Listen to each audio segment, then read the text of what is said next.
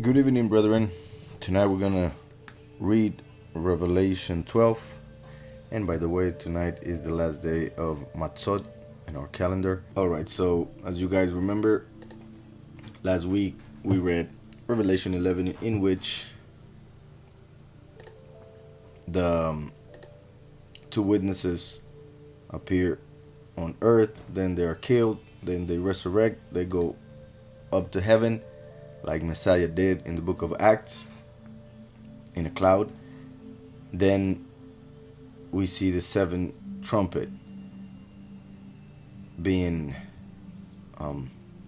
blown by the angel. And then we get to this chapter in which, once again, the Almighty is going to tell us a long period of time, or what is going to happen in a long period of time, just like he did in the previous chapter regarding the two witnesses and how they would prophesy for 3.5 years, and then the Gentiles would pretty much destroy the set apart land for 42 months. Now we come to this chapter in which the Almighty is going to talk to us about the congregation. So in the previous chapter, the Almighty told us about the two witnesses, who are the ones that he sent to gather the congregation of the four corners of the earth. So in the previous chapter, we are told about the two witnesses, what they will do.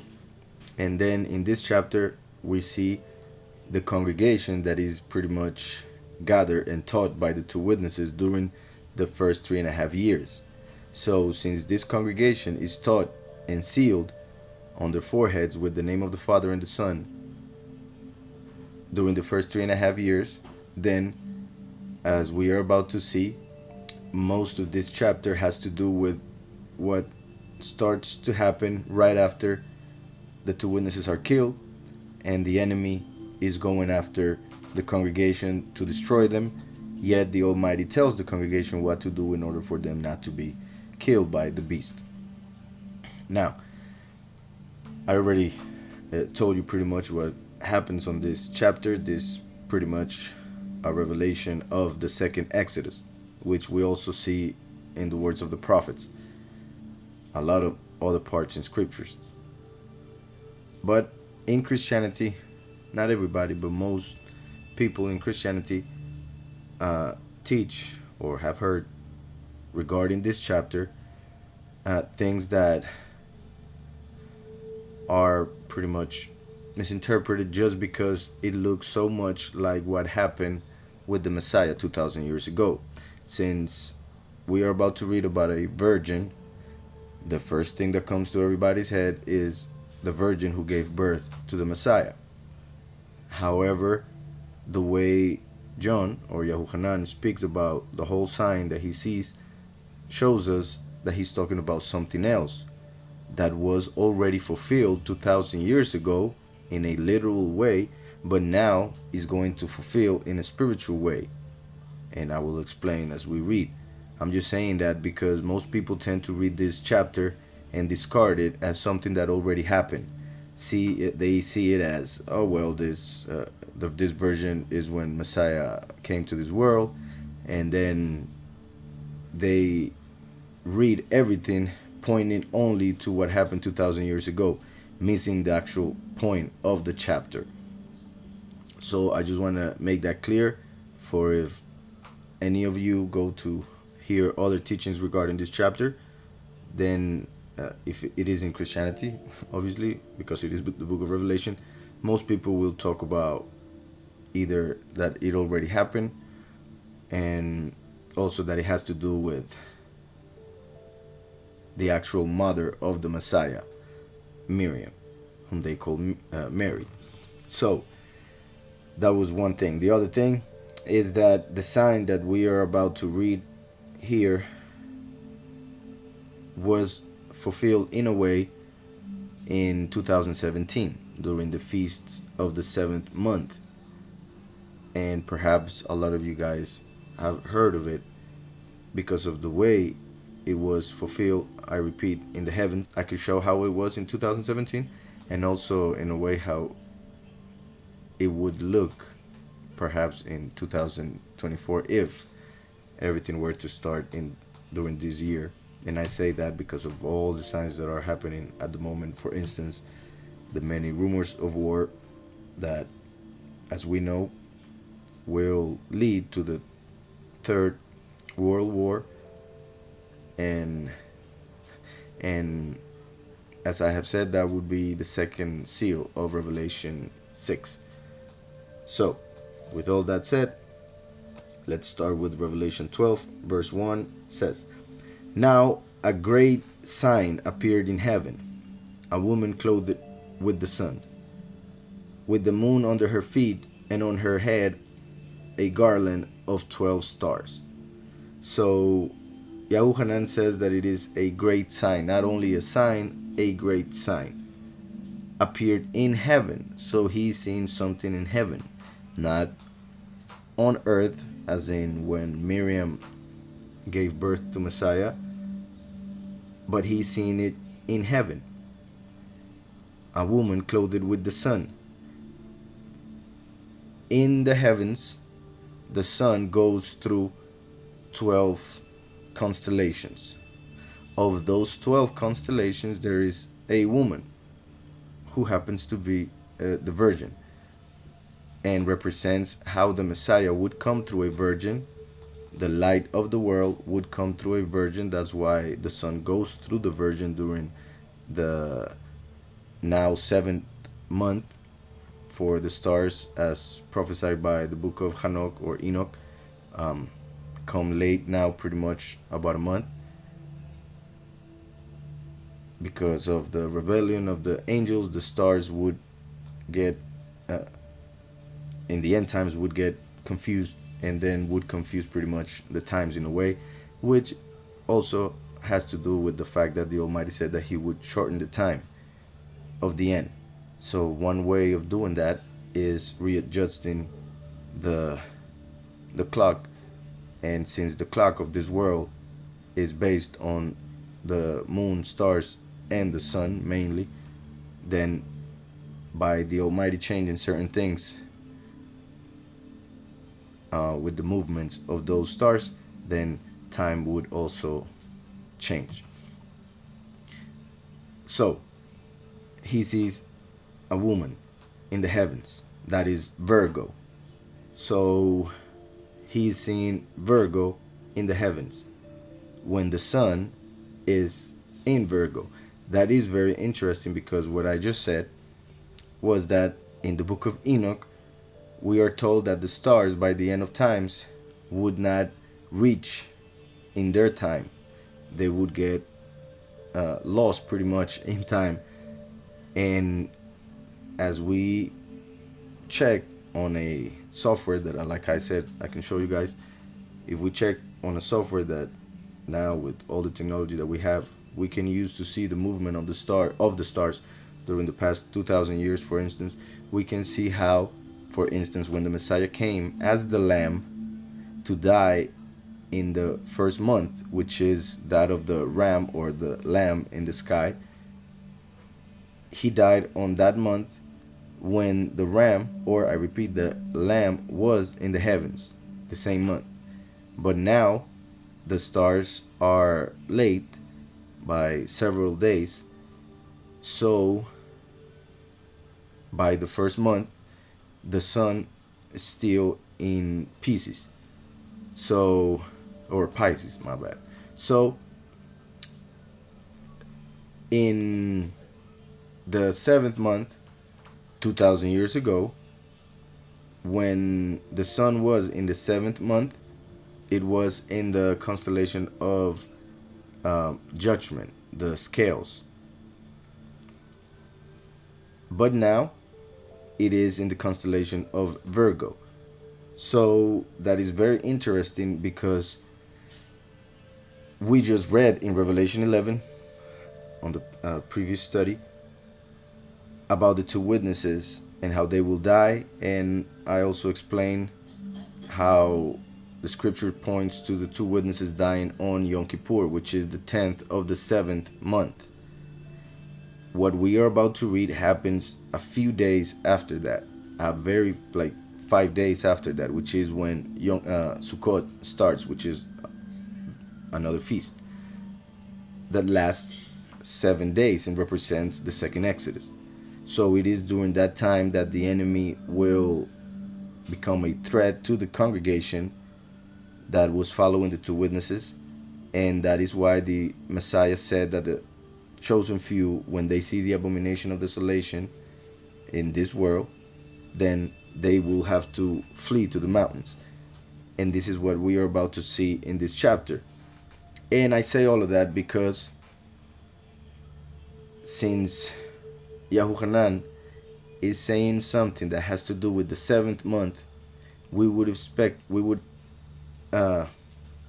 him to say that he saw the scales in the sky, Libra, but instead he sees Virgo, telling us a prophecy that is to be fulfilled during the 7th month.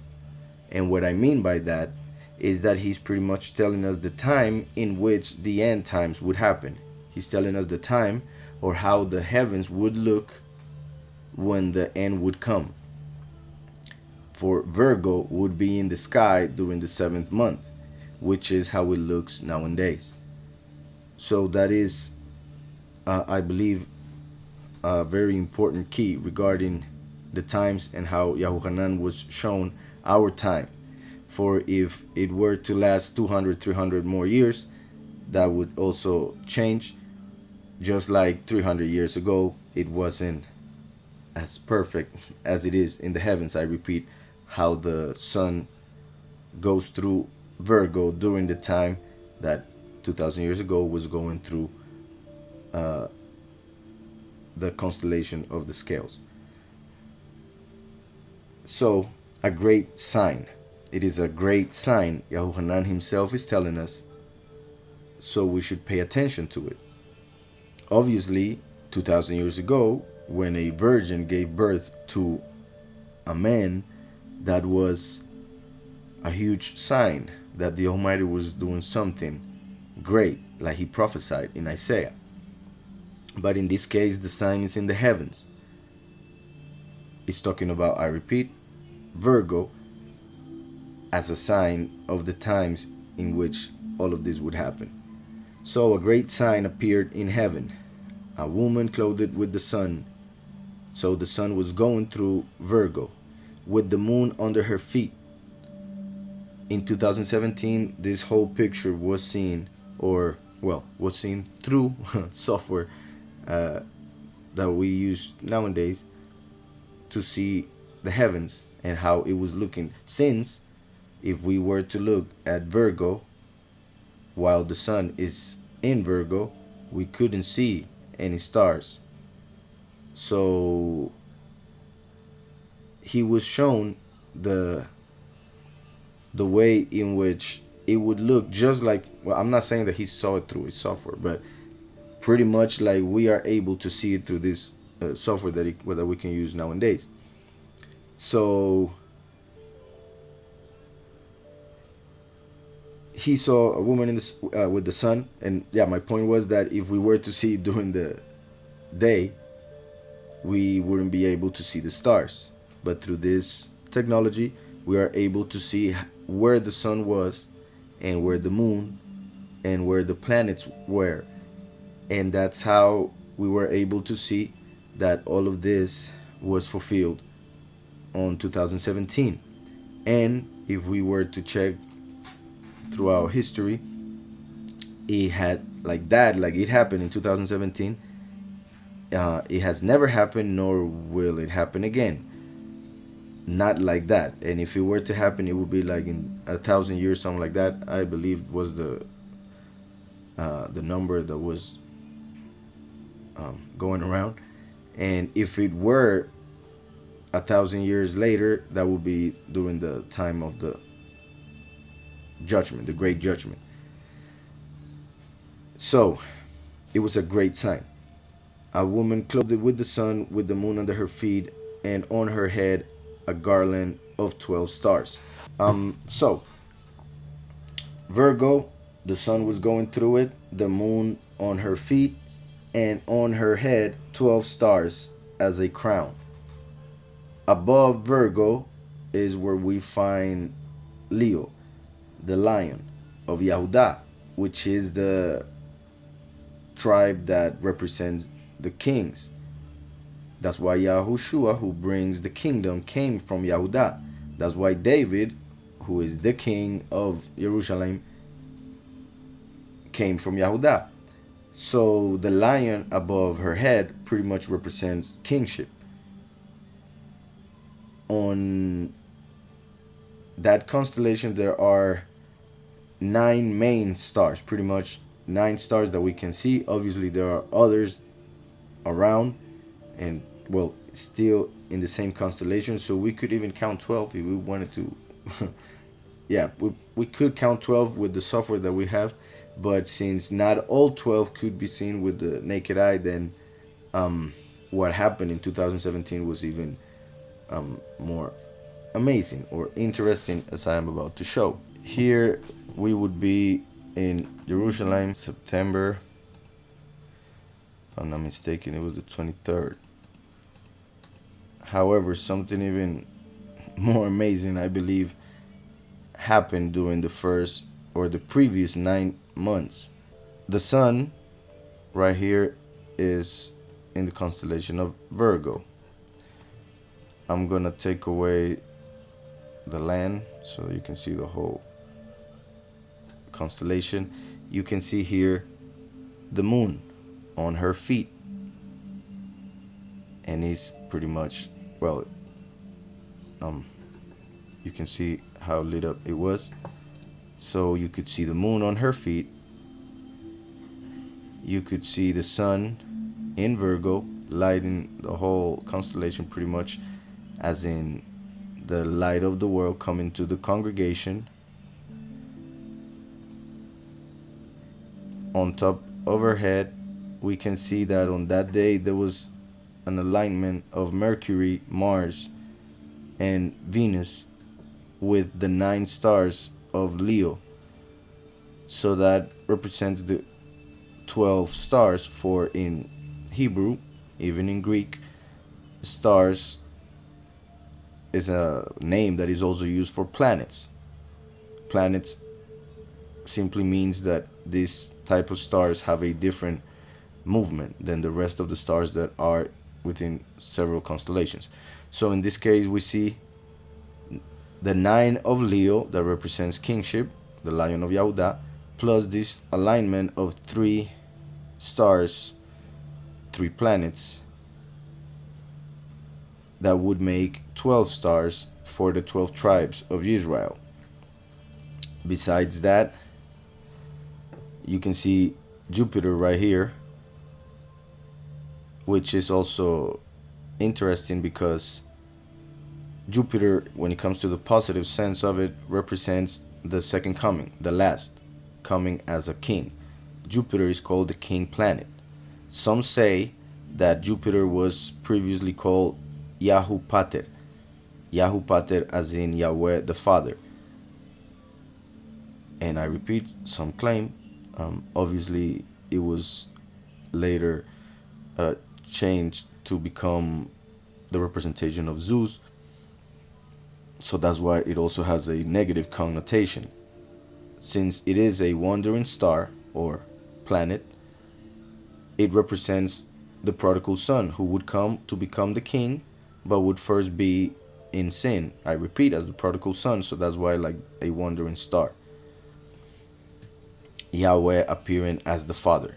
So you see how Jupiter right now is right, like coming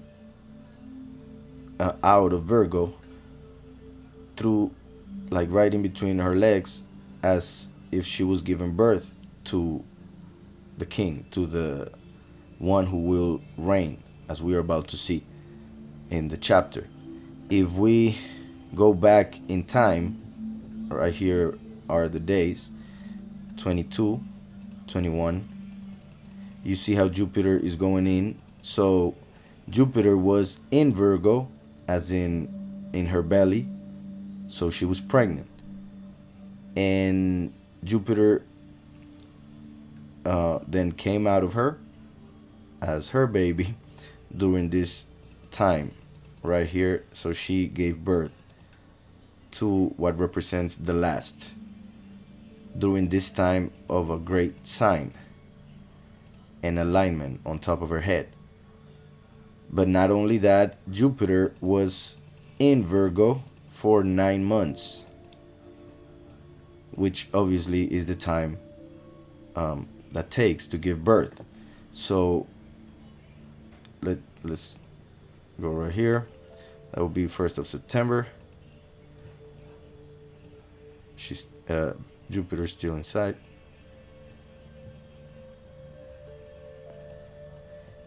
Jupiter's still there. Jupiter's still there. Jupiter's still there inside the belly. Still there. Still there.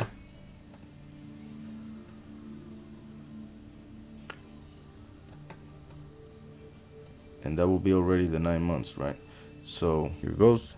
And then before that, you can see how he went out and he's going away and away. So Jupiter came. I'm gonna click on it so that we just follow Jupiter here. So here's Jupiter. If we move to this year, we see how it will enter Virgo. So, well, right there is inside. So if we count 9 months, it takes us to the time when it gave birth. So Jupiter was outside. It came inside the constellation and was going around the belly for 9 months, and then Virgo gave birth to it during the time in which the whole alignment happened as a great sign. So that's why that sign of 2017 is mentioned a lot. Well, if you follow things that have to do with the end times, and seems to be a way in which this chapter that we are reading tonight was fulfilled. So remember also that September should be the 7th month. That's why it starts that way. September, October should be the 8th. November should be the 9th. So the fact that during September is when the sun is in Virgo tells us that the time that Yahushua was seeing was our time. For this that we are reading tonight has to do with the 7th month in which it will be fulfilled. So hopefully that was understood. So verse 1. A great sign appeared in heaven, a woman clothed with the sun, you just saw it, with the moon under her feet, and on her head a garland of 12 stars for the 12 tribes. So it is not talking about Miriam, although of course Miriam gave birth to Messiah while being a virgin to fulfill Isaiah. This is talking about something that must fulfill in the end times, when the 7th month would happen during the time of Virgo as a great sign, which is now. For in the time when Miriam gave birth to Messiah, Virgo was during the 6th month. So hopefully that is being understood.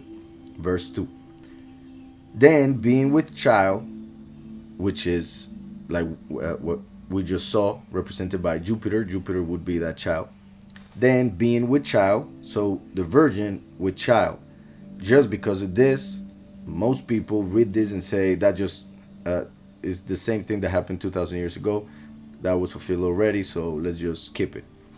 Not understanding that it's a revelation for our time.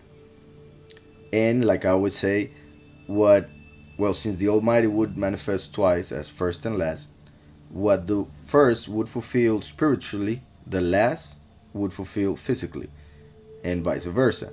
So Yahushua came through a virgin physically, in a literal sense. Yahushua came through a virgin. Now the last, who comes as Jupiter, as the prodigal son, the last comes through a man. That's why he's called the Son of Man. Yahushua is called in Genesis 3:15 the seed of the woman, because he came from a virgin woman. So he is the seed of the woman. The last is the Son of Man.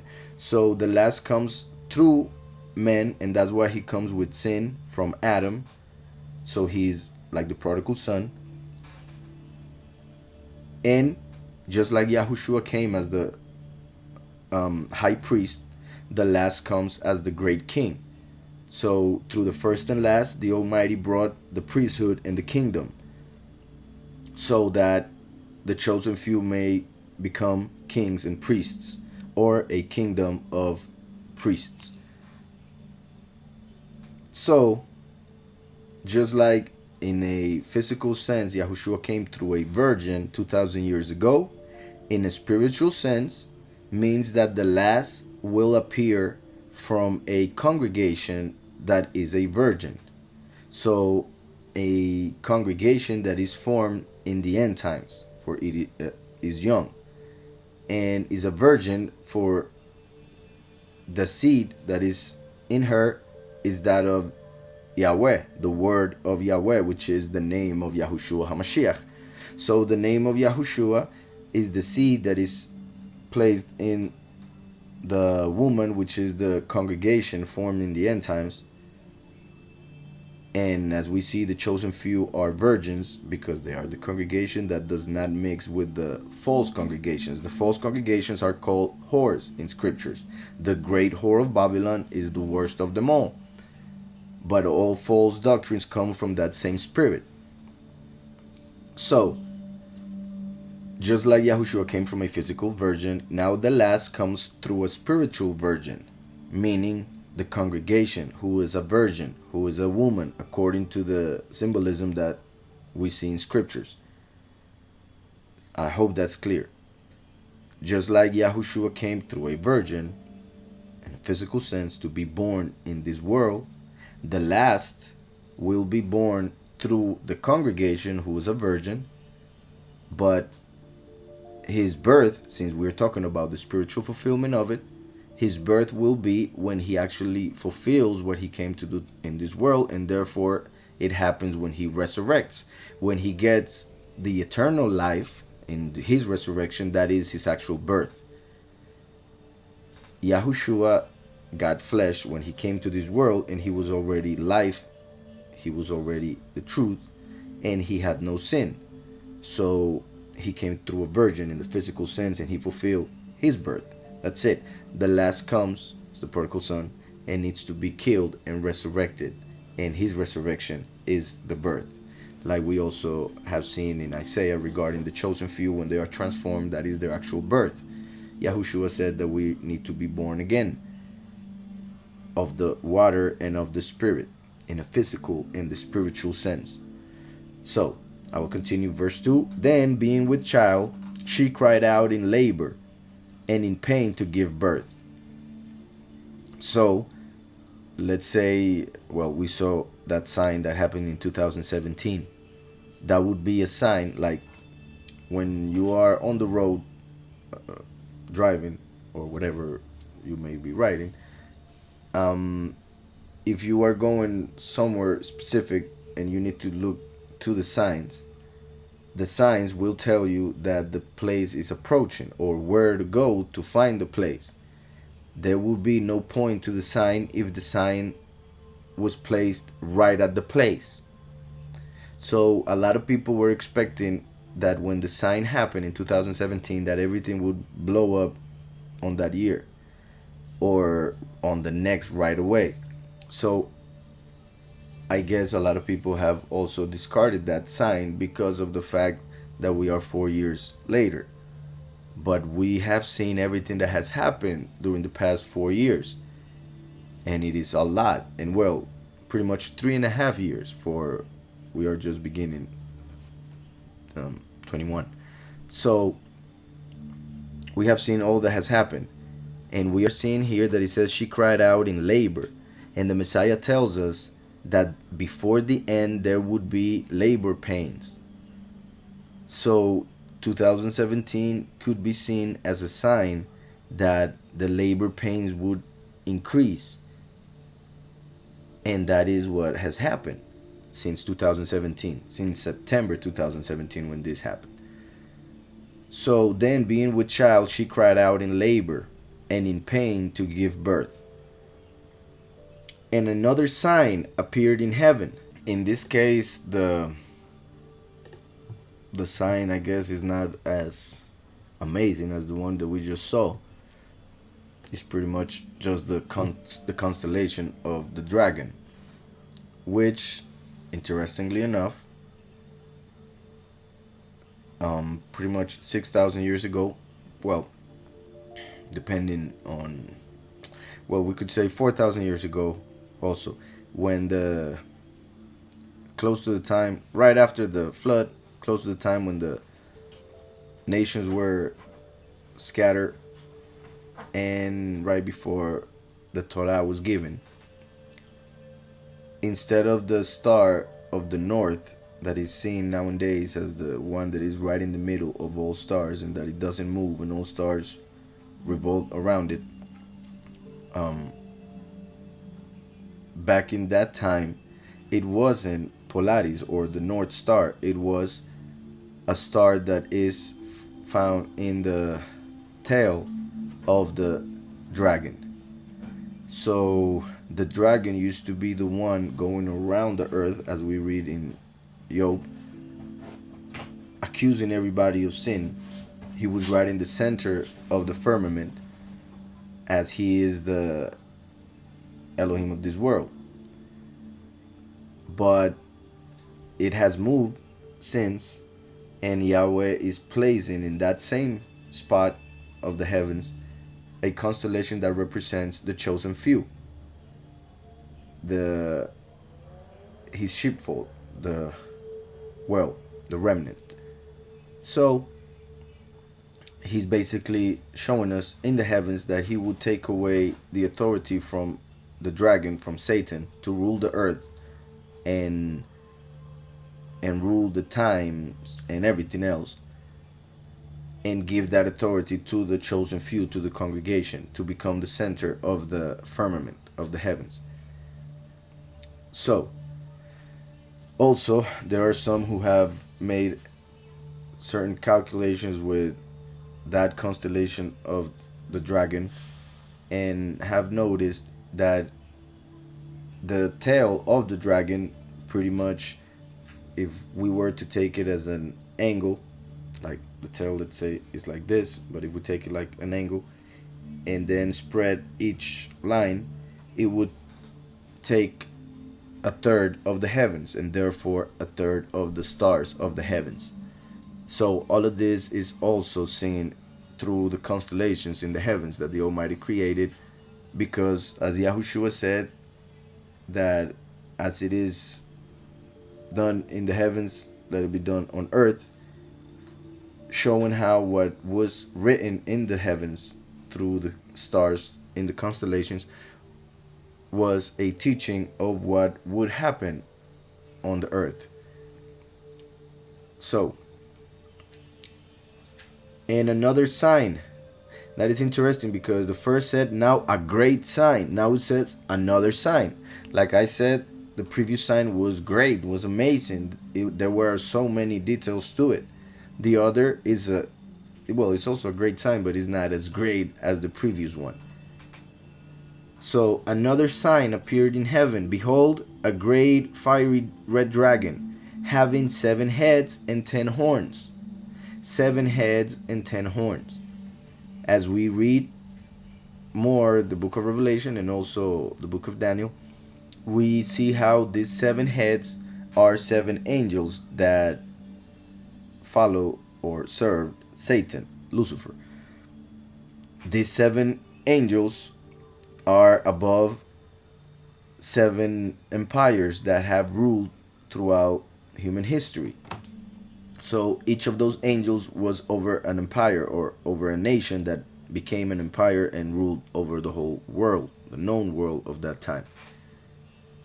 In this case, it mentions 10 horns, which we see in Daniel that has to do with the end times. We see in the book of Daniel that 10 horns would appear in the end times. Those 10 horns would be 10 leaders, 10 people who would be leaders of the whole world. Pretty much the whole world would be separated into 10.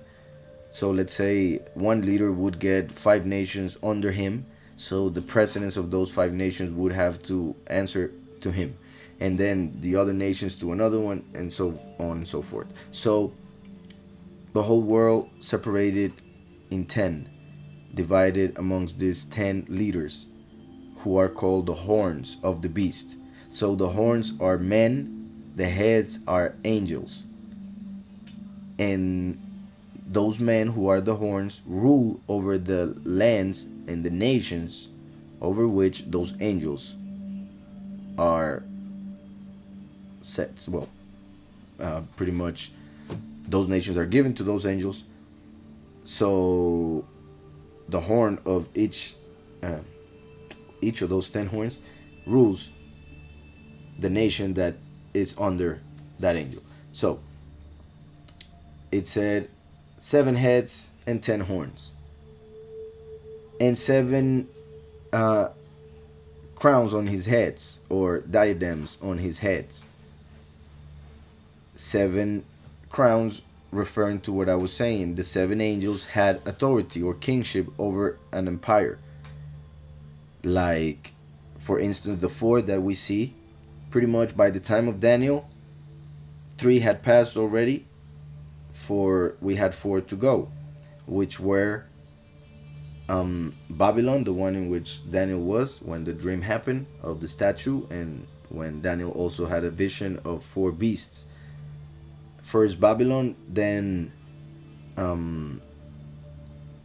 Persia, then Greece, and then Rome. So those would be the last 4 heads. The previous 3, we could say Babel, the origin of Babel, the first kingdom under Nimrod, then Egypt, then Ashur. However, some don't count Babel and add another one in the list. And when so 7 heads, the 7 world empires that the enemy has controlled during history through each of those 7 angels that were above those nations. So 7 heads and 10 horns and 7 diadems on his heads. The beast is one, but the heads are many. That also pretty much shows that is divided. For a body must have one head. If it has several, then the body will have issues. It will fight with itself. It is already enough to have just one head and 2 inclinations, meaning the heart, the part that wants to do what the flesh wants, and the part that wants to do what the spirit wants. Imagine having 2 heads, or 3 or 4 or 5. So that represents how there will be conflict, how there is confusion, how there is darkness in his counsel, pretty much. Then it says, his tail drew 1/3 of the stars of heaven and threw them to the earth.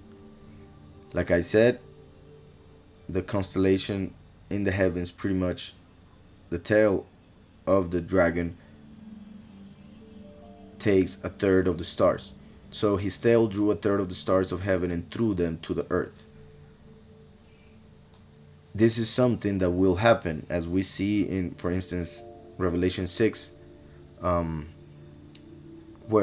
With the 6th seal at the very end of that chapter, we see that the stars will fall to the earth. That's what they will call asteroids or meteorites or stuff like that. But not only that physical interpretation will be fulfilled, but also the spiritual interpretation, which is the fact that angels will come to this earth and appear as men to humans. Some as what people call extraterrestrials or aliens. They would come to this earth, those who serve Satan. They will be expelled from heaven, and they will receive a body to enter this reality as those who came down in the time of Noah, when there were giants on the earth, as we read in the book of Genesis. And that's why Yahushua said that the times of the Son of Man would be like the days of Noah. For once again, the angels would come down, but different angels, that is. For the previous angels are in hell and will be released during the end times to destroy the earth. So, his tail drew a third of the stars of heaven and threw them to the earth. And the dragon stood before the woman who was ready to give birth, to devour her child as soon as he was born. So we see that the great sign happened in the first verse when the pain started. We saw the sign of Virgo giving birth to Jupiter, but that doesn't mean that the last, which is represented by Jupiter, had to be born in that day. It represents that he would be getting ready to appear, to be revealed to the world, and to be killed, and therefore born spiritually through his resurrection. So we see how this great sign happened in the first verse, but it is already the fourth verse, and we are seeing that she has not given birth to that child yet.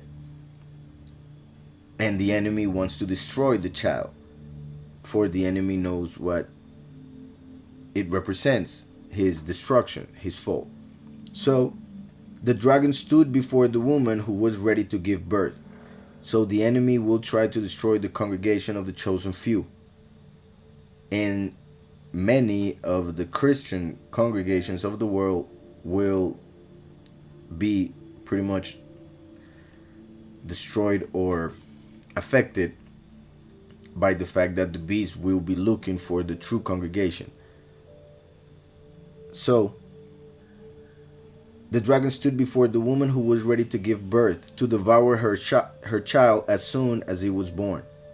She bore a male child. A male child. That represents, I repeat, the second coming. Most people, most people don't understand the second coming as the scripture tells us about it. Most people see this only as Yahushua HaMashiach, who was born 2,000 years ago, so they discard most of the chapter. She bore a male child who was to rule all nations with a rod of iron. When Yahushua came, he said he came for the tribes of Israel. He even told a woman from another nation not to, that he wouldn't make a miracle for her, for she was of another nation and he wasn't sent to the other nations. Not until he would be killed, and then the last would appear with the true interpretation given through Yahushua and his apostles, and then bring in also the nations with him, as we see throughout the prophets. So the Messiah was not being racist, as some people say, and he even gave her the miracle because of her faith. But we see a teaching in that chapter, in that moment, by the fact that he said that he was sent to the tribes of Israel, not to the nations. But we read here that this is sent to the nations. She bore a male child who was to rule all nations. This is important because Joseph, the tribe of Joseph, is the one from which the last would come, just like Yahushua came from Yehudah. We read in Genesis 49 the blessings that Yaakov gave his sons before he died, and that chapter is super prophetic. It's amazing, and it shows through the tribe of Yehudah that the Messiah, the high priest, would appear, and he would receive the authority in order to give it to another one who would come from the tribe of Joseph. As we know, from Yehudah came David, and David ruled over Israel. He was the king of Israel, the greatest king of Israel. Then we see how Joseph became the king of the world, the king of all the nations, when he was given authority in Egypt, and he fed the whole world during 7 years in which there was hunger in the earth. So from Yehudah came Yahushua for Israel, just like David from Yehudah, king of Israel. From Joseph comes the last, who comes to rule all nations, just like Joseph gave bread to all nations when he was king in Egypt. And not only that, it says to rule all nations with a rod of iron. Rod of iron. Iron represents Rome.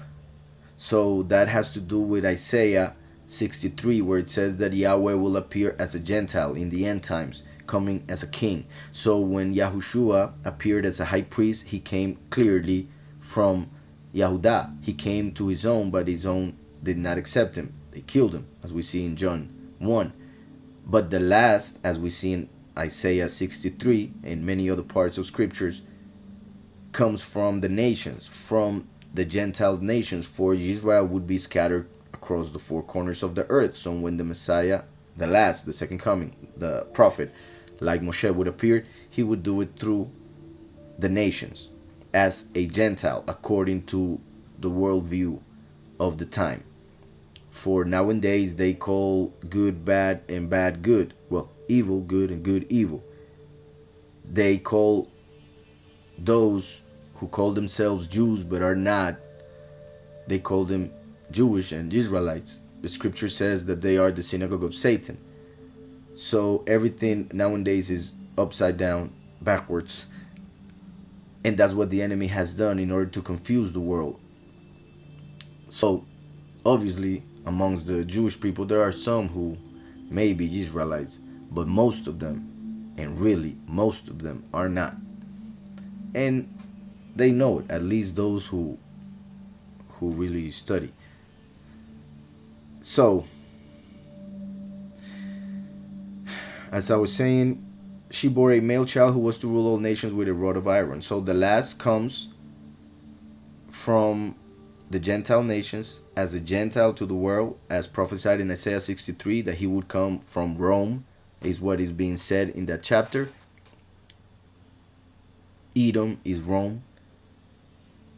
There are many other things that are said in Isaiah 63. I'm not going to go to the chapter because I will end up explaining the whole thing, unless you guys want me to, but I'll try to continue. So he would appear from Rome, Isaiah 63. He was represented by Paul, just like Peter, as the rock, the stone, represents the cornerstone, Yahushua HaMashiach. Paul represents the second coming. Paul was a Yahudi, a Hebrew, who happened to have a Roman citizenship. So it's just like the last. He would be born as a Gentile when it comes to paperwork, but genetically he would be an Israelite, in this case from Joseph, from the tribe of Joseph, through Ephraim. So that's why with a rod of iron, for iron, according to the book of Daniel, represents Rome. So I hope at least that part is clear. She bore a male child who was to rule all nations with a rod of iron. Not only that, in this one I guess it would be important to read it. So in Revelation 2, verse 27, I will read verse 26 first.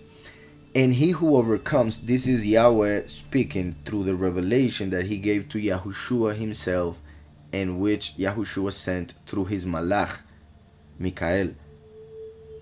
And this in turn said it all to John for him to write it down. But this is the Almighty speaking through the revelation given to Mashiach. And it says, and he who overcomes, this was written after Yahushua died and resurrected. We all know that, right? As we know, Yahushua already conquered. He already fulfilled his part. But now there is one who has to come, as also prophesied in Numbers 24. He who would overcome, the conqueror. He who goes conquering and to conquer. As in Revelation 6. He is he who overcomes. In Greek and in Hebrew is the same word, but in English they use different words, so it sounds like something different. However, it's talking about the same person, the same thing. The Almighty coming to the earth again through a person who will become the great king, just like the Messiah came and became the high priest. So verse 26 of Revelation 2, it says, and he who overcomes, he, singular, even though this can be interpreted also in the plural, but the first interpretation should be the singular. And he who overcomes and keeps my works until the end, to him I will give power over the nations. He shall rule them with a rod of iron. So, the Almighty and Messiah, who was already in power by that time, said that he would give the rod of iron to someone else to rule the nations. So that person of Revelation 12 is someone else. Yahushua is in heaven, giving authority to the child that will come from the congregation that is chosen, like the virgin that gives birth to this male child who was to rule all nations with a rod of iron. So it is the man who overcomes. The congregation is the virgin. The chosen few are that woman, from whom the last comes. So, Revelation 2, and he who overcomes and keeps my works until the end, to him I will give power over the nations. So he will rule all nations. He shall rule them with a rod of iron. That is the same person that is born in Revelation 12. They shall be dashed to pieces like the potter's vessels. So he comes to bring judgment, the wrath of Yahweh. Yahushua came to bring mercy. So the fact that he's saying in Revelation 12 that he was to rule all nations with a rod of iron is talking about the fact that he's coming to bring judgment, not mercy like he did 2,000 years ago.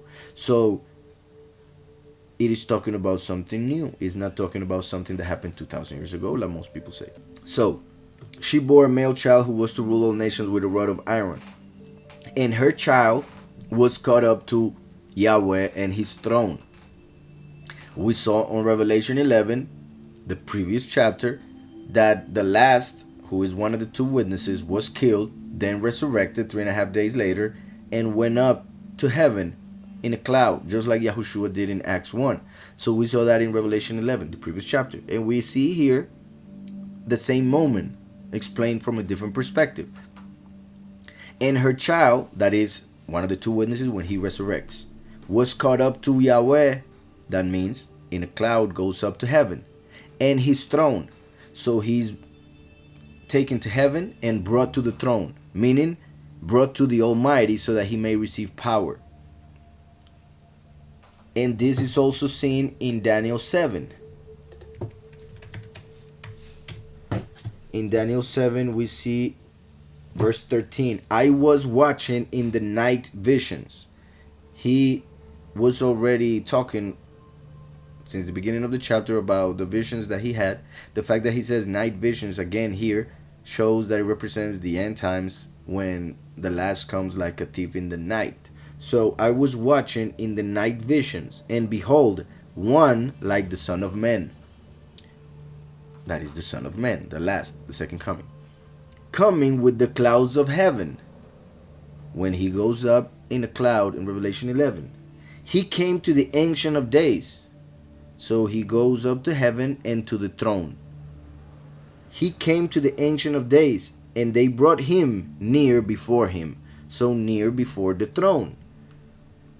Then to him was given dominion and honor and a kingdom. That's when he's given the rod of iron to rule all nations. To him was given dominion and honor and a kingdom, that all peoples, nations, and languages should serve him.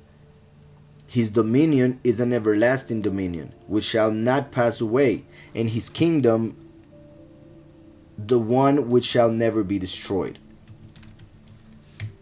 In Numbers 24, which I mentioned this prophecy a couple minutes ago, we read that it says, verse 19, out of Jacob one shall have dominion. Out of Jacob one shall have dominion,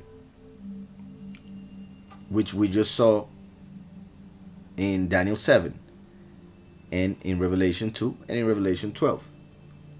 Out of Jacob one shall have dominion and destroy the remains of the city, because he's bringing judgment.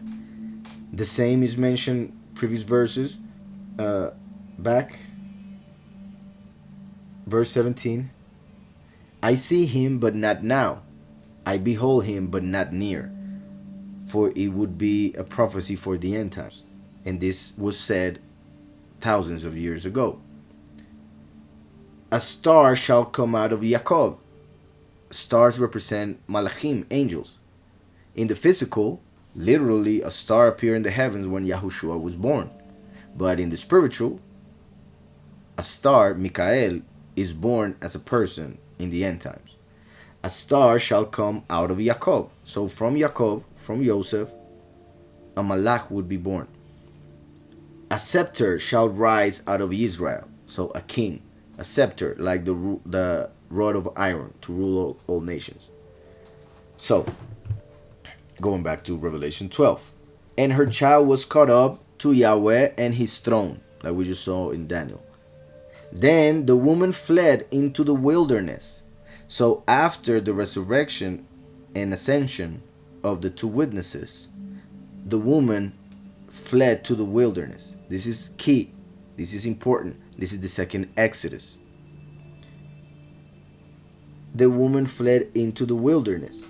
Yahushua said in Luke, let me go to Luke 17, from verse 31. But I came to the book of Luke because it is the one in which this very important topic is explained in the, I believe, the best way, in the sense of chronological order, and in the best sense because the way in which it is explained in Matthew 24, for instance, helps to take certain verses out of context for all the things that Matthew adds to the story, in which are important, of course. But the problem is that when we are told a wrong teaching by using, for instance, Matthew in a Christian doctrine, it's hard to be able to see the true doctrine unless you break those Christian glasses, pretty much, those lenses with which you are reading the scripture. So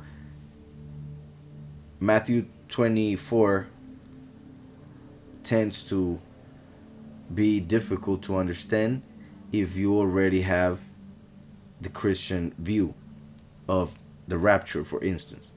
And I say difficult, not impossible, because it is clear. You can see what I'm about to say. You can see it in Matthew 24. But you have to be more careful. That is all. So when it comes to explaining this point in particular, I like to come to Luke, for it is explained in a nutshell, which cannot be interpreted the way they interpret it when it comes to the rapture doctrine. For those who don't know, in Christianity they teach of a rapture in which all Christians, at least those who are good Christians, will be taken to the heavens in the blink of an eye. They take certain verses which are true, which will happen, like that, being transformed in the blink of an eye will happen, but not to every Christian, and not wherever they may be, but only to those chosen few who actually listen to Yahushua and obey his words. What words? This that we are about to read, amongst obviously the whole scripture, which are his words. So Yahushua is talking about the moment when the abomination of desolation would be manifest on this earth. When the abomination of desolation manifests on this earth, meaning when Satan enters a human body and tells the world that he is God, and the world accepts him, and people start telling their neighbors that the Christ has appeared, that the Christ has come. That moment is a key moment, for that is the moment when the chosen few must flee to the wilderness, like we just read regarding the woman in Revelation 12. So this means that the chosen few need to go away from the cities, go away from wherever they may be all the time, so that they may not be found. So when the false Messiah appears, which will appear right after they kill the two witnesses and they resurrect, for the two witnesses is what must be killed for the son of perdition to appear on this earth. So once the two witnesses are killed and taken away, then the Antichrist can really appear on this earth. And when he does, Yahushua tells us this. In that day, verse 31 of Luke 17, in that day, he who is on the housetop and his goods are in the house, let him not come down to take them away. And likewise, the one who is in the field, let him not turn back. Remember Lot's wife. So Yahushua also told us that the day of the Son of Man would be like the days of Lot.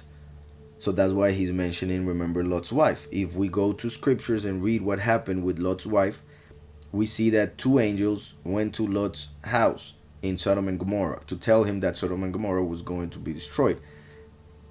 So Lot, as the chosen few, hears the two angels and accepts what is going to happen and flees with him. With them, with the two angels that represent the two witnesses. So the two angels, as the two witnesses, come to Sodom and Gomorrah, as the two witnesses come to this world, to tell the people that the end is coming. Fire is coming, like in Sodom and Gomorrah. But people don't listen. Only one, the chosen few.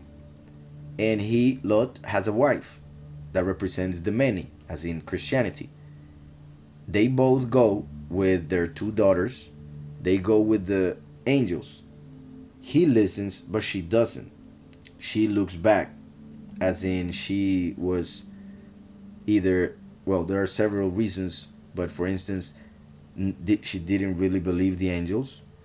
She was missing her home already. She kind of liked the place, etc., etc. So she looked back and she became a pillar of salt. So that represents the chosen few, Lot, and his wife, the many. The many won't be able to be transformed, to be caught up during the harvest. They will have to experience death, just like Lot's wife. The few who do listen will flee to the mountains, to the wilderness, wherever they may be in the world, with those who believe the same way as they do. They would be paying attention when the time comes that the two witnesses are captured. 10 days later they are killed. 3.5 days later they resurrect. So they should be ready that in a matter of hours, day and a half, the Antichrist would manifest on the earth. When they say peace and safety, then sudden destruction will come upon them. So when they say peace and safety, because they have killed the two witnesses whom they will call the false Messiah and the false prophet, when they are saying that, then the true Antichrist will appear, but they will claim it is the true Christ, as they will call him, for to them they had already killed the Antichrist and the false prophet, as they would call the two witnesses. Hope that is being understood. So, Yahushua is saying here, remember Lot's wife. Yahushua is saying those who are at home when the abomination of desolation appears, get out of there. Don't even go inside to get anything. Those who are at work, go away from it. Don't go inside to get anything.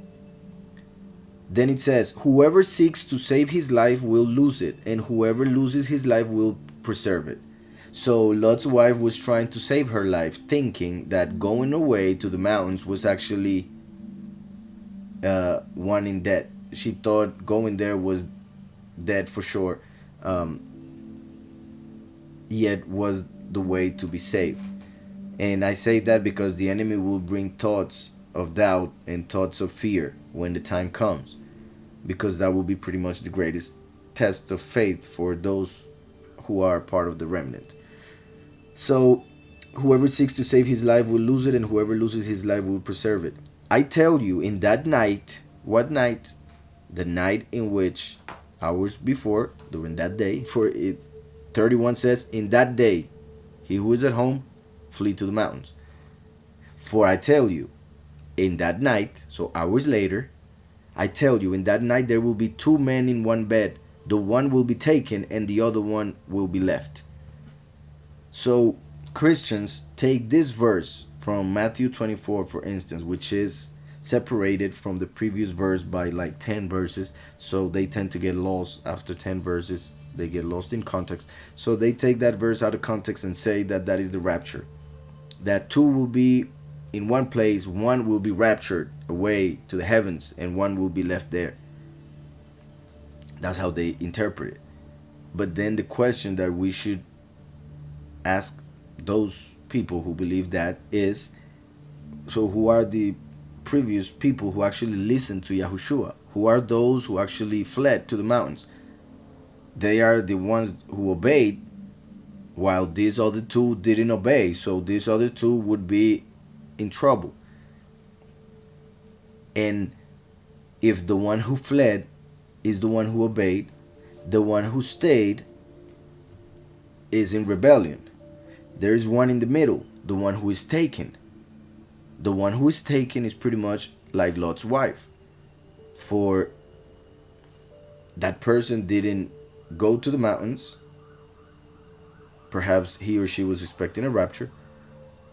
And when the enemy comes to tell the people, either you take the mark of the beast or you get killed, either you get this injection or you'll die, then those people will have to reject the mark of the beast, for they will know what that is. So since they will reject the mark of the beast, they will be taken to be killed. That's why the other one who does take the mark of the beast remains at home, stays there, for he will accept the beast. So the one who fled is the one who obeys. He's great, he's fine, he will be fine, and he will be transformed in a few days later. On the other end, we have the one who stayed and got the mark of the beast. That's why he's able to remain in this world during the time in which the abomination of desolation will rule over this earth as God. And in the middle, we have the one who didn't flee, for he didn't have the true doctrine, but he didn't accept the mark of the beast, for he at least knew that. So he will be taken and killed. And those are the many who I mention a lot. The many who do have a belief in the Father Almighty and His Son who died for our sins, but they don't have the true belief, for they don't seek Him with all their hearts. So they have not found the Ruach HaKodesh to understand scriptures and really get to know His will. Instead, they want their own will to be fulfilled, so they rather not go and check for His will. So, verse 34, I tell you, in that night there will be two. So originally, during that day, there were three, but one fled. So in that night, there were two. Two men in one bed. The one will be taken, the one will be left. Two women will be grinding together. The one will be taken, the other one will be left. Two men will be in the field. The one will be taken and the other left. And they, the disciples, answered and said to him, Where, sovereign? So the disciples got it. Meaning, they knew that the right question to ask was, where are they being taken? For the first who obeyed are fine, so we shouldn't ask for them. They will be fine, for they obeyed Yahushua. The one who stayed will be in trouble, for they did the opposite of those who fled. So they asked, where are those who are taken? Where are they taken? And they answered and said to him, Where, sovereign? So he said to them, Where the dead body is, there the eagles will be gathered together. Where the dead body is. Here is sad that there are several translations when it comes to this verse. And even though it should be easy to translate it, for some reason they decided to make it very obscure in the most common translations. For in Matthew, you can check if you want, in Matthew 24, they do translate it as dead body. But in Luke and in Mark, they just wrote body. So some people interpret body as the church, because the congregation is the body of Messiah. So they read body and they believe it is the church, as they call it, being gathered. However, it says dead body. If you go to the concordance and you look at that word, it is not referring to a living body, it's referring to a dead body. And in that case, the dead body would be the congregation that follow the false Messiah, in the sense of they didn't follow the doctrine of the El Chai, the living mighty one who sent his son, who is eternal life. Instead, they were following the lie, who then would be death. So that's why they would have to die if they realize it, at least at the moment in which they are being forced to take the mark of the beast. So if you look in the concordance, or if you don't have a concordance but you go to Matthew 24, you will see that it says dead body. On the other hand, it says, where the dead body is, there the vultures will be gathered together. So we know vultures gathered together around a dead body. So we know that Yahushua is telling them they will be taken to be killed. Those who are taken will be killed. So it is completely the opposite of what is being taught in Christianity. Those who are taken will be saved. But it's completely the opposite if you see the whole context. Now, in those bad translations, they write eagles. Even though if you go to the concordance, you will see that it says vultures. And if you already know that the previous word is dead body, then you would know that it's talking about vultures. For eagles don't go around dead bodies, those are the vultures. So you can check it through the concordance or through just using reason and logic. So where the dead body is, there the vultures will be gathered together. So they asked those who are taken, where will they be taken? And Yahushua said, to get killed. You will see the vultures around wherever their dead bodies are. That's what Yahushua is saying. But because of the wrong translations and taking verses out of context, they read wherever the body is, and they think of the congregation, as they call it, the church. There the eagles will be gathered together. They connect the term eagle with something positive because of the way Yahweh talks sometimes about eagles and how he will give his congregation wings of an eagle. So since Yahweh will give his congregation the wings of an eagle, some people read this and they say that is the moment, the rapture. But I repeat, when you read the context, you have to admit that it's talking about people being killed and surrounded by vultures. So now Revelation 12. Her child was caught up to Yahweh in his throne.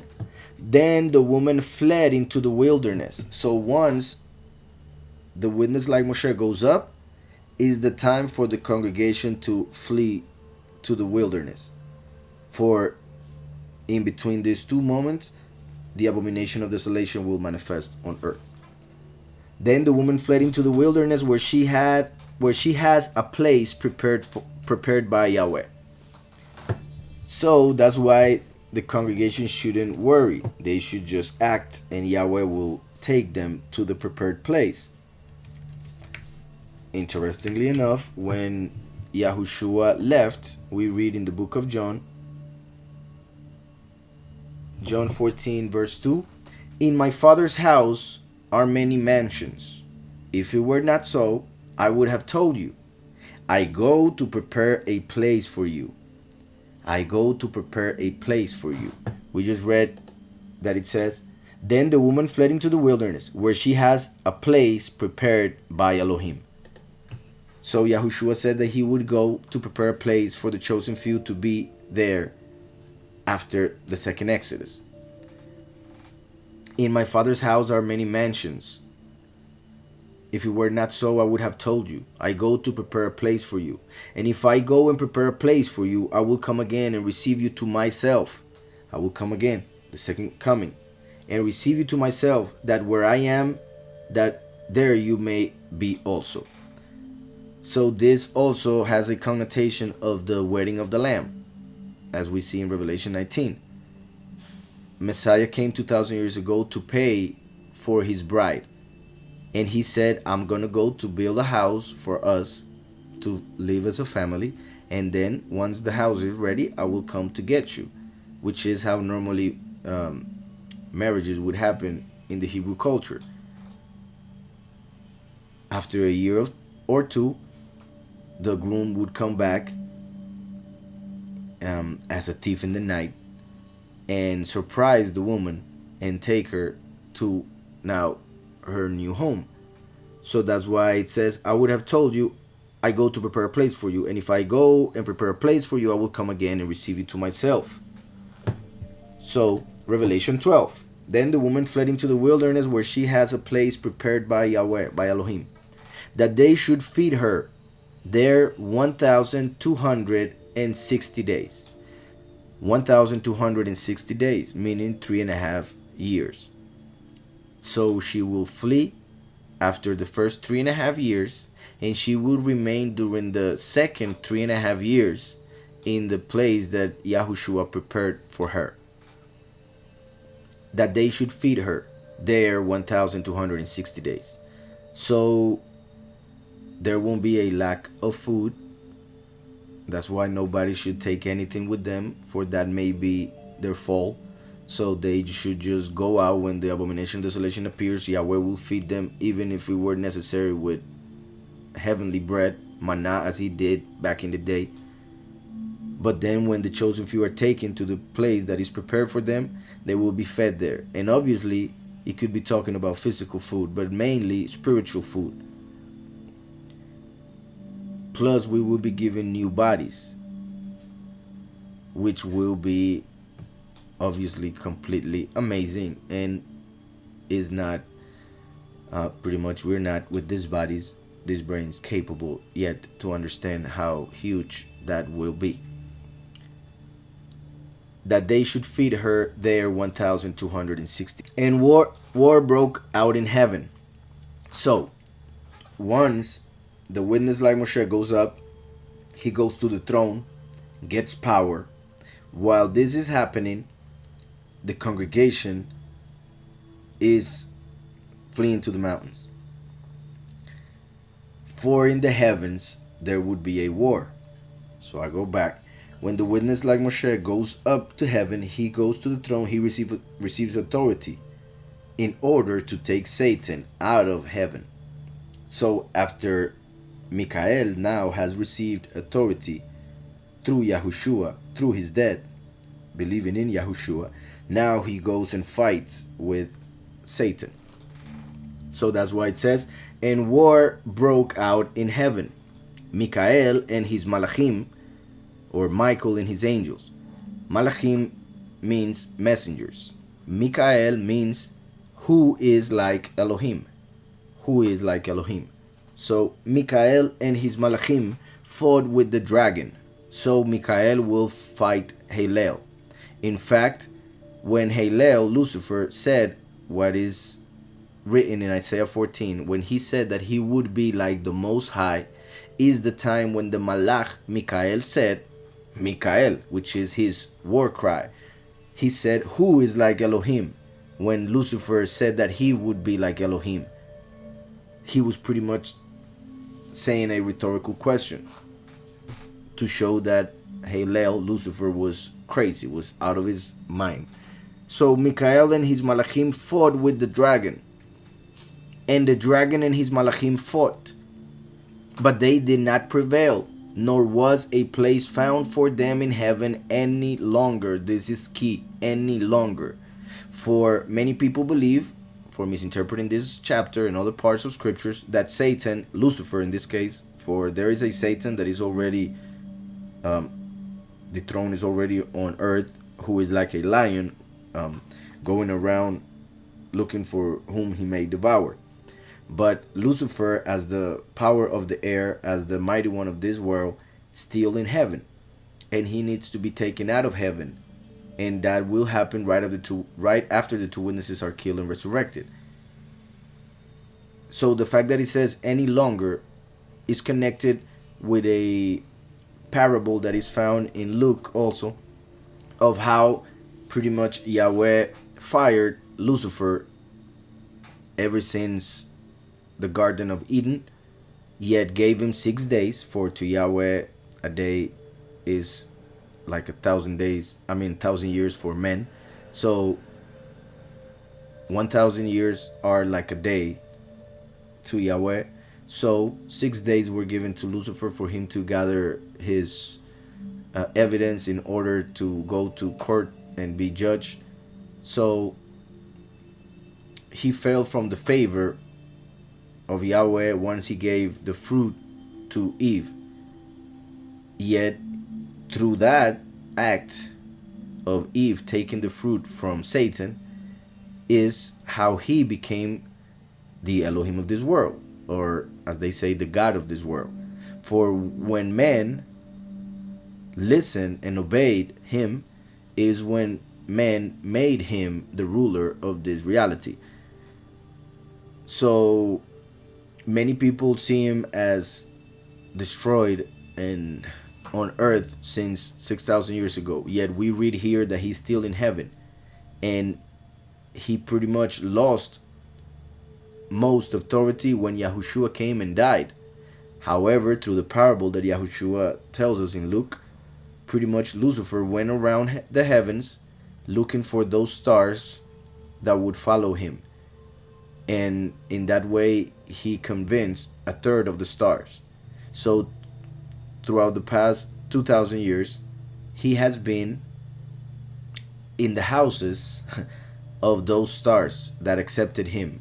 In the constellations, if we were to put it like we were talking regarding the firmament earlier, he would go through the houses of those stars or angels that actually followed him and received him. But there comes a time when he runs out of places where to stay, for no other angel will accept him, and all those who accepted him will also run out of time. So then this is the moment when they are all kicked out of heaven. They did not prevail, nor was a place found for them in heaven any longer. So the great dragon was cast out, the serpent of old. So we see that the great dragon is the serpent of old. The great dragon was the one who gave the fruit to Adam and Eve. And also, first it is talking about Satan as a dragon, but then it turns into a serpent to show how once it falls, it becomes a lesser being that will have to crawl pretty much. So the great dragon was cast out, the serpent of old, called the accuser and the adversary, the devil and Satan, who deceives the whole world. This is key. Who deceives the whole world. It is him who has deceived the whole world, so that people think that he already lost power, that he is not able to fool them, so that people follow him instead of Yahweh, thinking that they are following the true mighty one. The main way, through the false names that he has given them, through the wrong translations, and many other ways in which he has done that. So the accuser and the adversary, who deceives the whole world.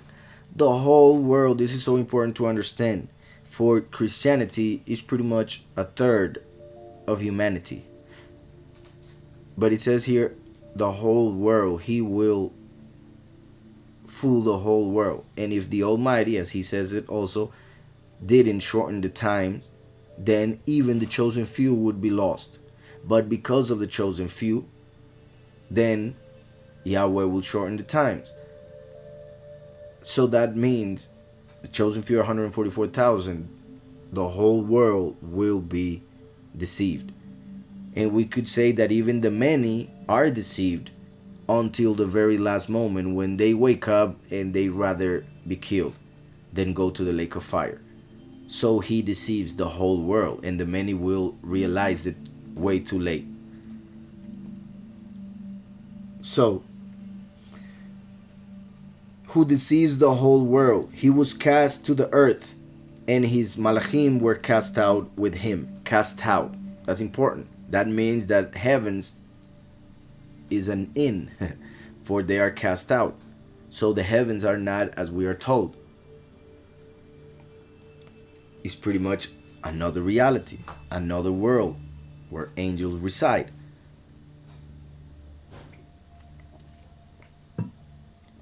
is not just infinite space, is my point. So, verse 10. Then I heard a loud voice saying in heaven, now salvation and strength and the kingdom of our Elohim and the power of his Messiah have come. So once the enemy is taken out of heaven, then at that moment, all of this is said. Now salvation has come. This is important because Yahushua came 2,000 years ago, and the Jewish people don't believe in the Messiah.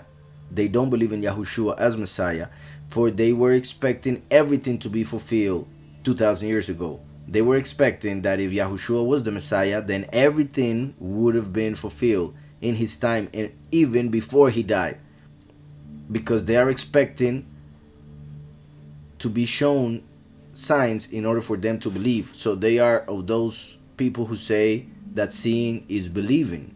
Yet the scripture tells us that it is completely the opposite. If you believe, you will see. But if you don't believe, you won't see anything. And that which you will see will simply be an illusion for you to be deceived by the enemy who is creating that illusion, as in Hollywood and all the things that he created through the vanity that he promotes. So,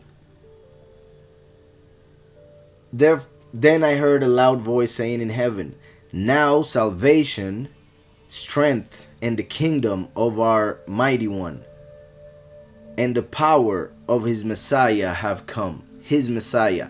It's important that it doesn't say of the Messiah, but his Messiah, as is also mentioned in Isaiah 45. His Messiah, the one he sends, not the one people want or expect, in the sense that I don't mean the salvation that they want, because that he will give it as he already did through Yahushua. I mean the way in which they expect him to manifest, the way that they expect him to to speak and to dress and to look and all of that. So, as I was saying, his Messiah. Why is it important that it says his Messiah and not just Messiah? For it shows that his will is one and the will of the world is another one. That's why he who becomes a friend of the world becomes an enemy of Yahweh. For there are two different wills going against each other. So it said, now salvation and strength in the kingdom of our Elohim and the power of his Messiah have come. The power of his Messiah. Yahushua came to fulfill the first part, which was needed to fulfill everything else. Yahushua came to bring mercy, and he became the power that is given to the congregation and to the last for him to be able to fulfill what is left. That's why I can do all things through Messiah who strengthens me. For Yahushua is the power that will manifest through the last. So that's why it says, and the power of his Messiah have come. And also the power of his Messiah, for that is the one that they just killed 2,000 years ago and that they will kill as one of the two witnesses of Revelation 11. When he goes up, he gets authority, and then the power of his Messiah has come. While in the world, the false Messiah, the Messiah of the world, their Messiah, will receive power. The power that they will give him through their faith in him. So, salvation, strength, and the kingdom of our Elohim, and the power of his Messiah have come. For the accuser of our brethren, Satan right now accuses the chosen few, and obviously the many, and the rest of the world. But when it comes to the chosen few, it is one of the reasons why Satan, the serpent, has to be kicked out of heaven, so that the chosen few may be gathered. For there won't be any accusation against them anymore. So since the accuser won't be in heaven anymore to accuse them, then they will be spotless before the throne. They will be pure, in the sense obviously through Yahushua, but now that the accuser is gone, it's even clearer, for there is no accusation being heard in the heavens regarding them. So For the accuser of our brethren, who accused them before our Elohim day and night. Who accused them before our Elohim day and night. So the accuser is in heaven continuously saying to Yahweh whatever the chosen few do wrong. I repeat, anybody does wrong, Satan goes and says it to the Almighty. But those who are with Yahushua are the ones that he wants to destroy the most, for the other ones are already in a way with him. So he accuses those who are trying to be perfect. He accuses those who are trying to be saved, who are seeking the Almighty through his Son. That's why when we read in the book of Job, Satan seeks to destroy Job, for he was pure, he was set apart, like he also tried to obviously destroy Yahushua, though he wasn't able, for he was resurrected, and many other stories in scriptures. So it says, who accused them before our Elohim day and night has been cast out. And they overcame him, listen to this, and they overcame him, the chosen few are one body, whose head is he who overcomes. So that's why they overcame him by the blood of the Lamb and by the word of their testimony. First and last, in the sense of the 2 points that we need in order to receive salvation. The blood of the Lamb represents what the many have, for they all believe in their hearts, that pumps blood. They all believe in their hearts that the Messiah came and gave his blood for our sins. So they have that part, the believe in their heart, which brings righteousness, as we read in Romans 10:10. But then it says, by the word of their testimony. The second part of Romans 10:10 is that through the confession of our mouth, we receive salvation.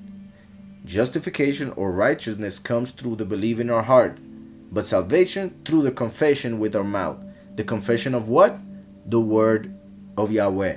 When we testify that Yahushua is the Messiah and our Savior, when we accept Yahushua as Adon, then we are making confession for salvation. For Yahushua means Yahweh saves. So we are making a pact, an oath with the Almighty Creator for him to save us through the confession of his name and the name of his Son, accepted him as Savior and Messiah.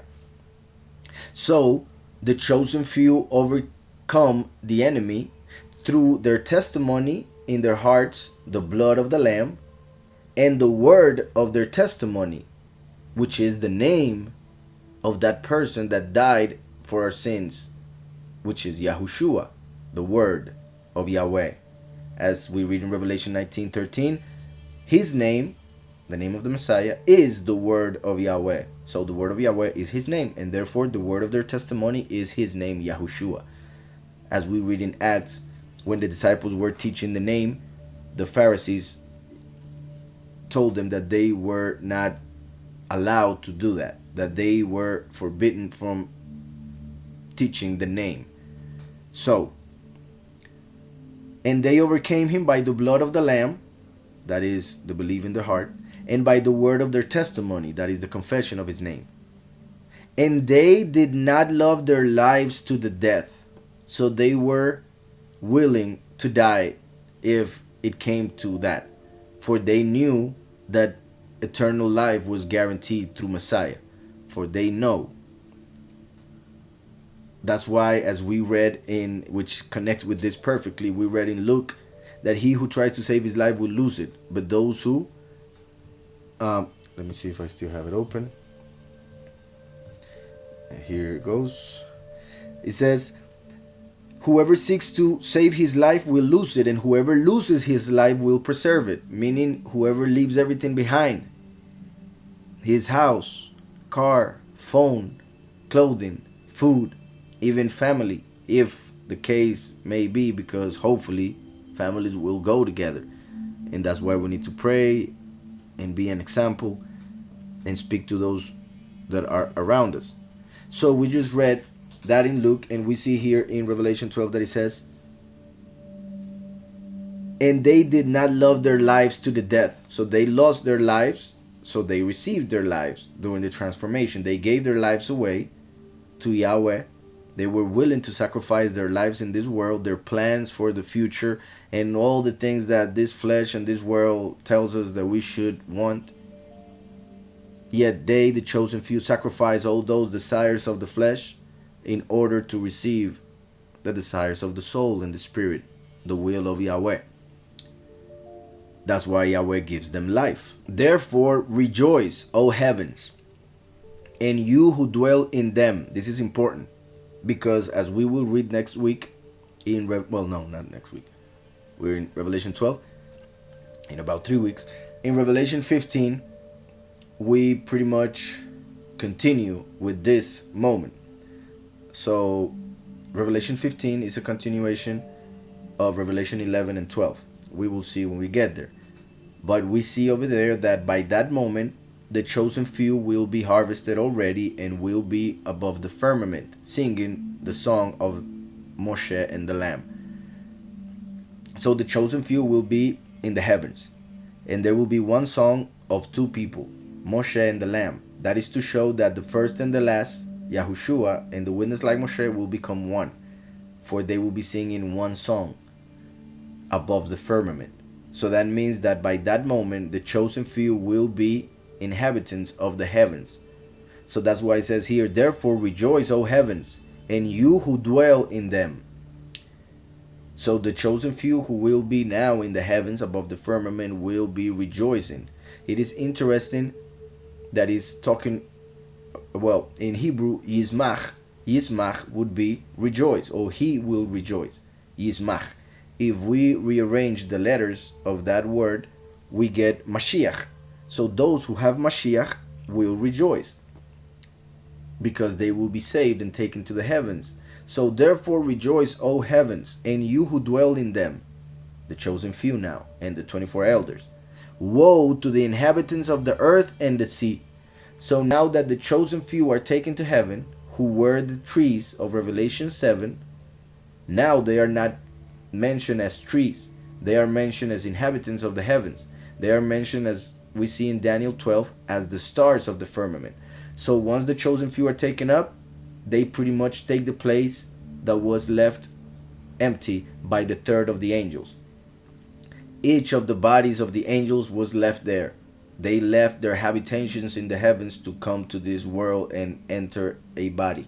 So they left their bodies in heaven. That can be taken also as the mansions that Yahushua mentioned. But that may be for another moment. I mean, the whole explanation of that. For this body is a temple. The body is a house for the soul. So when Yahushua talks about mansions in heaven for us, he's actually talking about bodies for our souls after we are transformed from this to the next. Basically going from a tent to living in a whole building of your own, as Paul says it. So, therefore rejoice, O heavens, and you who dwell in them. Woe to the inhabitants of the earth and the sea. So we see in Revelation 7 that the earth and the sea will be destroyed. That represents the many and the nations. The earth are the many who did not have the seed, the word of Yahweh, to become trees. So the trees are not mentioned, for they have been harvested already, in the sense that that is what this represents, what is being said, or pretty much what is happening, really, for we still need to read some more. So the chosen few are harvested. They go from being trees, symbolically, to being stars. And then woe to the inhabitants of the earth and the sea, for now they can all be destroyed, for the chosen few are not there anymore. It says, for the devil has come down to you. For the devil has come down to you having great wrath, because he knows that he has a short time. For the devil has come down to you having great wrath, for he knows that he has a short time. Like I said, 1,000 years are like a day in the heavens. So if we divide 1,000 years by 24, we get 41 41.6. So 41.6 years each hour.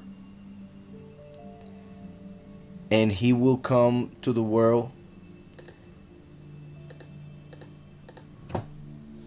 for only 1,290 days that he is given to rule, as we see in Daniel. 1,290 days. Well, he's pretty much given like 5 minutes. So yeah, it would be pretty much 5 minutes for him, for he is used to the reality of the heavens, in which 1,000 years go by in the earth, yet in the heavens only 1 day. But when Satan comes to the earth and gets into a body, he will begin to experience this reality. And those 3.5 years that he will be given are pretty much 5 minutes in the heavens. So he knows that he has but a short time. So he will be angry and in a rush to destroy everything he can, and to, well, enjoy according to his evil ways, being seen as the god of this world. But that will be his own destruction, of course. So verse 13. Now when the dragon saw that he had been cast to the earth, he persecuted the woman who gave birth to the male child. So when Satan is thrown to the earth, right after, remember, the witness like Moshe went up, got authority, then went and fought Satan, took him out of heaven, threw him to the earth. So he's coming to the earth when the congregation is fleeing to the mountains. When the dragon falls to the earth, then he will tell his army pretty much to go and seek those who believe in Yahushua to kill them. But they won't be in their houses, for they will obey Yahushua. So they will kill those whom they will find who will claim to believe in the scriptures and the Messiah.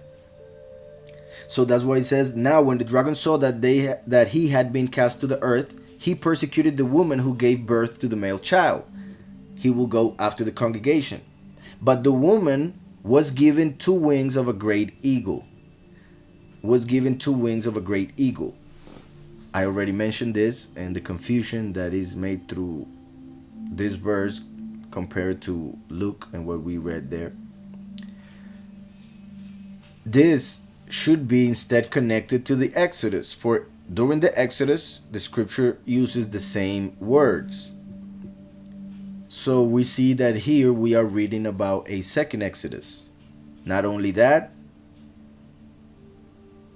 since these same words were used during the first Exodus, we could say that it is not necessary for the chosen few to fly. For we don't see Israel flying through the desert during the Exodus, yet we see the same term being used. However, this time there will be a transformation. Paul says that we'll be gathered in the clouds, and there are several other things that kind of show that this time this will be more literal. As I always say, if a prophecy is fulfilled in a physical sense one day, then it will be fulfilled in a spiritual sense the other. And that's pretty much what would happen here. These wings of the great eagle were given to Israel when they came out of Egypt, in the sense that the Ruach was giving them strength and everything they needed and pushed them all the way to the promised land. But they were walking. So that was, in a symbolical way, they got the wings of the great eagle. But now we will get different bodies like those of the Malachim, and therefore we will be fulfilling this in a more literal sense. But the woman was given 2 wings of a great eagle. Interestingly enough, the 2 witnesses are the ones who will gather the few and the many. The 2 witnesses who will become pretty much the wings of the chosen few to be taken up. So, but the woman was given 2 wings of a great eagle. Also, it's interesting that the one who will overcome will rule with a rod of iron. Iron is connected to Rome, and Rome had as its animal the eagle. So the woman was given 2 wings of a great eagle, that she might fly into the wilderness to her place. So she goes to the wilderness during Sukkot, which lasts 7 days. The 8th day is Shemini Atzeret, the last feast of Leviticus 23. So it all points to that day being the one in which the chosen few will be transformed, harvested, given the 2 wings of a great eagle, that she might fly into the wilderness to her place. So after she was in the wilderness, fleeing from the abomination of desolation, as told by Yahushua, then after a few days they will be taken and gathered in the prepared place that Yahushua mentioned in John. So that she might fly into the wilderness to her place, where she is nourished for a time and times and half a time. Times and half a time.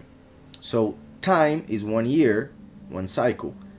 Times is the first plural, which would be 2, and half a time would be then half a year. So 3.5 years, 1,260 days mentioned previously in the same chapter. That she might fly into the wilderness to her place, where she is nourished for a time and times and half a time, from the presence of the serpent. So the dragon became a serpent, for he can no longer fly. Now he is on the earth, stuck, and he goes after the congregation, but the congregation flees and then receives wings to fly away from the serpent, which won't be able to follow, of course, anymore. Where she is nourished for a time and times and half a time from the presence of the serpent. So the serpent spewed water out of his mouth like a flood after the woman. So the serpent spewed water out of his mouth like a flood after the woman, for the end would come like a flood. The days of the Son of Man will be like the days of Noah. But this flood is a different type of flood. This will be an army acting like a flood, meaning an army serving the enemy, whom he will use to destroy those who believe, pretty much the many. So the serpent spewed water out of his mouth like a flood after the woman. He is going to try to destroy the congregation with a flood of his followers.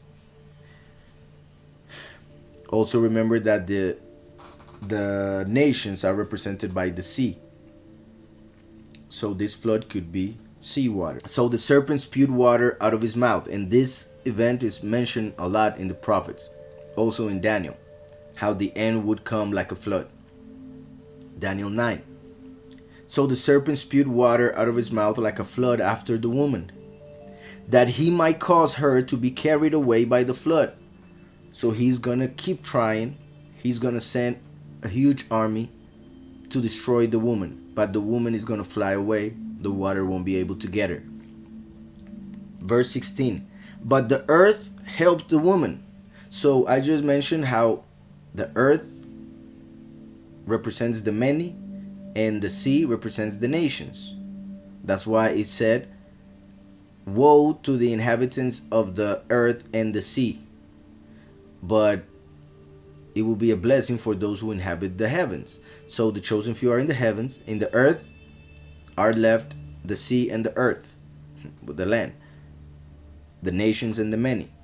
So sea or water will be thrown to destroy the woman, an army coming from the nations. Yet the earth, meaning the many, helped the woman, and the earth opened its mouth and swallowed up the flood which the dragon had spewed out of his mouth. So the army that is sent to destroy the few will end up killing the many. So the sea will turn against the earth, the nations against the many, when they're not able to find or capture or kill the few chosen. In a physical sense, obviously it is possible that the Almighty may cause the earth to open and swallow a great part of this army. Obviously he can do it, and it would be amazing as a vengeance against them for what they were trying to do. But the spiritual sense, I believe, is the most important one, which is the fact that the earth will be the one taking the water in. Meaning, the water was trying to destroy the woman, but it ended up destroying the earth. That swallowed up what the beast threw at the woman. So, the earth helped the woman, and the earth opened its mouth and swallowed up the flood which the dragon had spewed out of his mouth. And this verse that comes next is the key to understand the previous one. And the dragon was enraged with the woman, and he went to make war, so an army, with the rest of her offspring. So since he couldn't destroy the woman, he couldn't destroy the congregation, then he's going to destroy whatever looks like her, whoever has a little bit of her belief, of her teachings, of her ways, whoever may be her family in a spiritual sense. Since he cannot destroy her, he will go to destroy the rest of her offspring, whatever else came from the spirit that is within the congregation. And the dragon was enraged with the woman, and he went to make war with the rest of her offspring. And here we know who are the rest of her offspring, who keep the commandments of Yahweh and have the testimony of Yahushua HaMashiach. So we see there that these people against whom the beast will make war, these people do not have the word of Yahweh. It only mentions the commandments and the testimony. So these will be people who are the many that I always mention. The many are people who have the belief in their hearts that the Almighty sent His Son to die for their sins, and then the Almighty resurrected Him. They have that belief, and they act according to what they believe, meaning they try to love their neighbor as themselves, as Mashiach taught. However, they don't have the whole true doctrine. They don't have the true doctrine, for they do not have the word of Yahweh. So since they don't have the word of Yahweh, the name of the Messiah, they have not received the Ruach in order to understand the doctrine.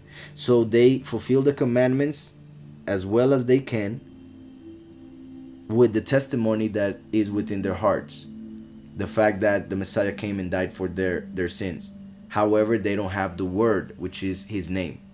That shows that once the chosen few are taken, the ones that have the name of the Father and the Son on their foreheads, once the chosen few are taken, then the many are going to be killed during this war that the beast will make against them. For they don't have the word of Yahweh to be saved, but they have the testimony and the commandments to be justified after they are killed. So that means they will be killed during the Great Tribulation as the grapes of the harvest during Revelation 14. But then they will be resurrected, and they will be the people, the nation of Yahweh. I hope that's clear. That's how the chapter ends. And the dragon was enraged with the woman, and he went to make war with the rest of her offspring, who keep the commandments of Yahweh and have the testimony of Yahushua HaMashiach. That's why we read that happy are those who died after the seventh trumpet. Happy will be those who die in Messiah, for that will be the only way through which people will be able to enter. And I'll just read this verse to close for tonight. In verse 14, the verse that has to do with the harvest that I mentioned, in which the many will have to die as the grapes. Verse 13, which is the verse right before the harvest starts. Right before the harvest is mentioned in Revelation 14, this is what it said. Then I heard a voice from heaven saying to me, "Write, blessed are the dead who die in the sovereign from now on."